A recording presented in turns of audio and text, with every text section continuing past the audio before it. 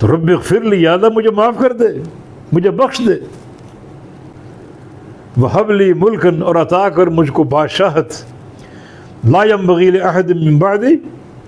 جو میرے بعد کسی کے لائق نہ ہو،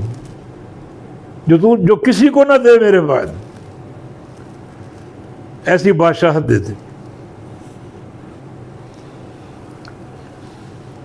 سوال یہ کہ بادشاہت کیوں طلب کی اور اپنے آپ کو بادشاہ بنانے کی خواہش کیوں کی؟ اس کا جواب یہ کہ یہ بھی اللہ کے دین کی خاطر، اطراف کی جو ریاستیں تھیں، جو ممالک تھے، ان کے ساتھ ان کا جہاد چل رہا تھا، تو اللہ تعالیٰ سے اس جہاد کے غلبے کے لیے اس بادشاہت کا سوال کیا،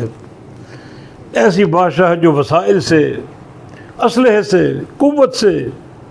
مالا مال ہو، جو کسی کو تو عطا نہ کرے میرے بعد، تاکہ آسانی سے میں اپنے دشمنوں پر غالب آ جاؤں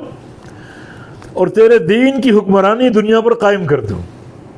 یہ بادشاہت کو اپنی ذات کے لیے نہیں، ذاتی طمع نہیں تھا، نہ نبی کے یہ لائق ہے، بلکہ یہ قوت، یہ سلطنت، یہ بادشاہت اور یہ حکومت جہاد میں کامیابی اور دشمنوں پر غلبہ پانے کے لیے، تاکہ ان کو اس جہاد کے ذریعے سب کو دین میں داخل کر دوں اور دین میں لے کر آ جاؤں۔ انک انت الوہاب، بے شک تو عطا کرنے والا اور دینے والا ہے، وہاب ہے تو، بے شک تو وہاب ہے۔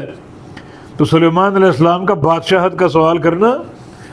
ذاتی زیب و زینت یا ذاتی اقتدار کے لیے نہیں تھا،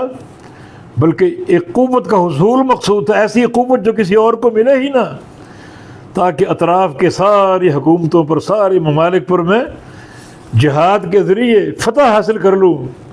اور پھر ان سب کو اللہ کے دین میں لاؤں،